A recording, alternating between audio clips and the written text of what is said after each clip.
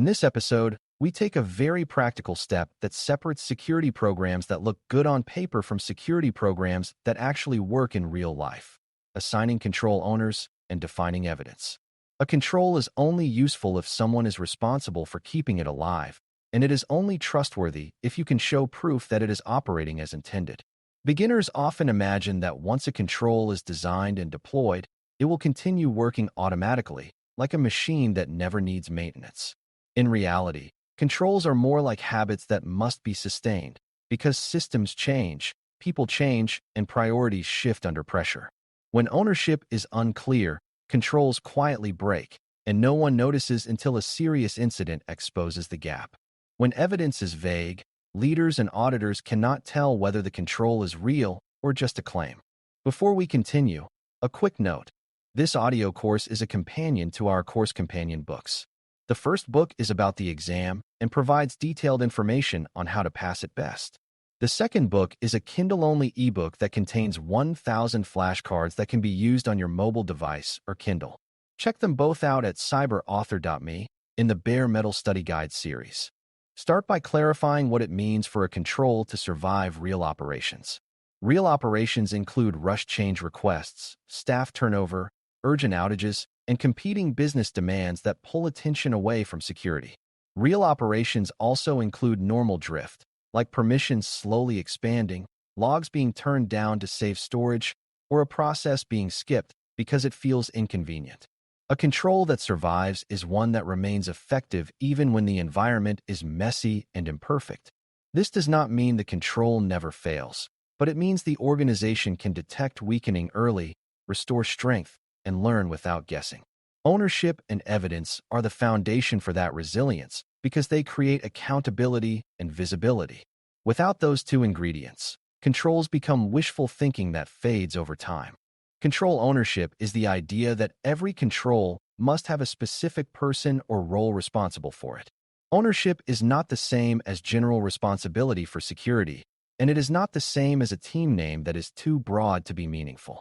A control owner is the person who can answer basic questions without confusion, such as what the control is supposed to do, where it is implemented, how it is monitored, and what happens when it fails. The owner does not necessarily do every task personally, but the owner ensures the tasks happen and that gaps are addressed. In AI environments, control ownership matters because controls may span data, model behavior, user access, vendor boundaries, and monitoring, which can easily fall between teams. A beginner should see ownership as the difference between everyone caring in theory and someone acting in practice. A common beginner misunderstanding is thinking that the security team owns every control. Security teams often design requirements and provide oversight, but many controls live in operational areas where security does not have hands-on access. The team that manages identity may be the only one who can enforce role permissions reliably. The team that manages data platforms may be the only one who can implement retention and access rules consistently. The team that operates the AI service may be the only one who can ensure monitoring stays enabled and alerts are handled. If security is labeled the owner of everything, the result is often that security becomes blamed for things it cannot control. Proper ownership assigns controls to the groups that can actually operate them, while security provides governance, standards, and verification. This shared model makes controls durable because ownership aligns with ability. It helps to distinguish between different kinds of control roles, so ownership is not fuzzy. There is often a control owner who is accountable for the control's health, and there are also operators who perform routine tasks that keep it running. There may also be approvers who authorize changes to the control, and reviewers who check evidence to confirm the control is effective. In AI systems, that separation can prevent risky shortcuts, such as the same person loosening access and declaring the control still strong. Beginners should recognize that separation of roles is not about distrust. It is about reducing single points of failure. When roles are clear, changes to controls are deliberate, evidence reviews are meaningful, and issues get escalated to the right people quickly.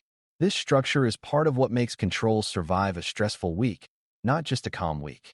Evidence is the second half of survival, because evidence is what lets you know whether the control is real and effective.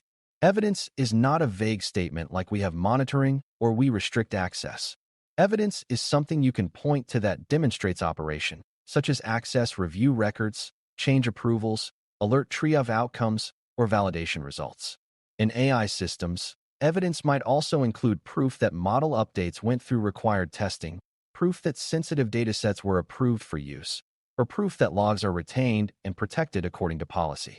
Evidence should be timely, meaning it reflects current operation, not a document from years ago that no longer matches reality.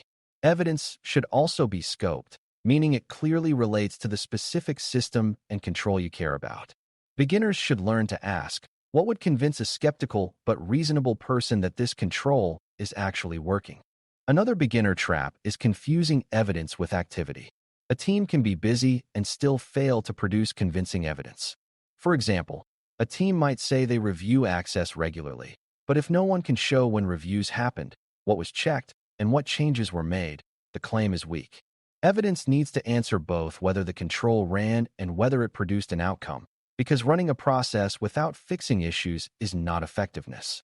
In AI environments, evidence should also capture decisions, like why a certain dataset was included or why a model version was approved despite certain limitations. This helps governance understand that trade-offs were made consciously rather than accidentally. When evidence captures both action and outcome, it becomes a tool for learning, not just compliance. To make evidence practical, it helps to think about evidence as a small set of repeatable signals rather than an endless pile of documents. Evidence should be easy enough to collect that teams do not dread it, and consistent enough that changes over time are visible. For a control like least privilege access, evidence might include periodic reports showing who has access and what changed since last review. For a control like logging, evidence might include confirmation that key logs are being generated and that alerts are being handled, not ignored. For a control like model validation, evidence might include the latest validation results and a record of any known failure modes and mitigations. Beginners should see evidence as the system's memory of what it did, because without that memory, you cannot audit, improve, or respond confidently when something goes wrong. Assigning owners and defining evidence also helps with the problem of control decay, which is when controls slowly weaken without anyone intentionally disabling them. Control decay happens when systems grow, new integrations appear, and exceptions accumulate. It also happens when teams change and knowledge is lost, so people stop doing the careful steps that made the control effective. Ownership slows decay because a named owner notices when the control is being bypassed or neglected. Evidence slows decay because missing evidence is itself a signal that something is wrong, even before an incident occurs. For AI, decay can be especially subtle, such as prompts and logs gradually containing more sensitive data, or model updates being pushed faster without sufficient testing because delivery pressure increases. Durable programs treat decay as normal risk and design ownership and evidence to catch it early. A key part of making ownership real is giving the owner authority and time, because ownership without power is only symbolic. If the control owner cannot require changes, cannot escalate issues, or cannot pause risky releases, the control becomes optional in practice. If the owner is overloaded and cannot review evidence or address findings, the control will drift. Good governance supports owners by clarifying what they can enforce and by ensuring they have resources to do it. This is especially important in AI security management because controls often require cross-team cooperation, such as coordinating data access restrictions with application teams or aligning model update practices with operations. Beginners should understand that control ownership is a leadership decision as much as it is a technical assignment. The organization must treat control health as part of normal operations, not a hobby. Ownership and evidence also improve incident response because they reduce confusion during stress. When an alert indicates possible data leakage or model misuse, you need to know who owns the relevant controls, who can investigate, and what evidence exists to reconstruct recent changes. If control ownership is unclear, the response slows down as people argue about who is responsible. If evidence is missing, responders waste time guessing what happened and what should have been true. In AI systems, incidents can involve both security and safety, such as harmful outputs that reached customers or unexpected access to sensitive prompts. Clear owners for controls like access management, logging, and model update approval make it easier to coordinate actions quickly. Evidence like audit logs, change records, and validation results helps teams respond with facts rather than speculation. This is also where vendor relationships matter, because some controls depend on vendors and still need owners and evidence. If a vendor is responsible for certain safeguards, you still need an internal owner who tracks the vendor's commitments and collects evidence, such as audit reports, update notices, and incident notifications. Without an owner, vendor oversight becomes a one-time procurement task and then fades, which is a common failure pattern. Evidence in vendor relationships should include proof that the vendor continues to meet requirements and proof that issues are remediated when found. For AI services, vendor evidence might also include details about data handling boundaries and changes that could affect model behavior or logging. Beginners should remember that outsourcing does not remove responsibility, so ownership and evidence are how you keep outsourced controls real. Another important concept is that evidence should support continuous improvement rather than being treated as punishment. If evidence is used only to catch failures and blame people, teams will try to avoid evidence or make it superficial. If evidence is used to identify weaknesses early and fix them, teams will see it as helpful. For example, an access review that finds outdated permissions is not a scandal. It is a normal discovery that the review was designed to catch. A monitoring review that finds repeated false alarms is not a failure. It is an opportunity to tune detection so it becomes more useful. In AI systems, validation evidence that reveals a safety edge case is not embarrassing. It is valuable because it prevents harm later. When beginners learn to see evidence as learning, they also learn the mature security mindset that keeps programs healthy over time. Ultimately, assigning control owners and evidence is about building a control system that is stable under change. AI systems will evolve through model updates, new data sources, new user groups, and shifting threat landscapes. Without ownership, changes will erode controls because no one is watching closely enough. Without evidence, you cannot detect erosion until it becomes damage. When owners are named, empowered, and supported, they can keep controls aligned with reality.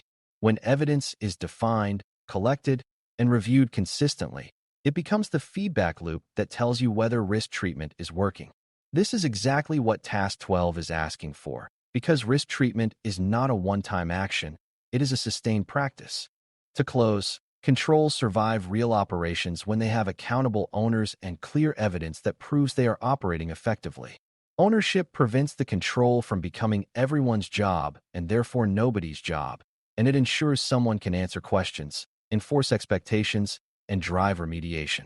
Evidence prevents controls from becoming claims, and it turns security into something measurable, reviewable, and improvable. In AI environments, where systems change quickly and failure modes can be subtle, owners and evidence are what keep controls from decaying into paper promises. When you can assign ownership cleanly and define evidence that truly demonstrates operation, you are treating risk in a way that lasts beyond the initial build. That durability is the difference between a secure architecture that stays secure and a secure architecture that slowly falls apart. Thanks for listening. For more audio courses, daily newsletters, and more, please visit BareMetalCyber.com.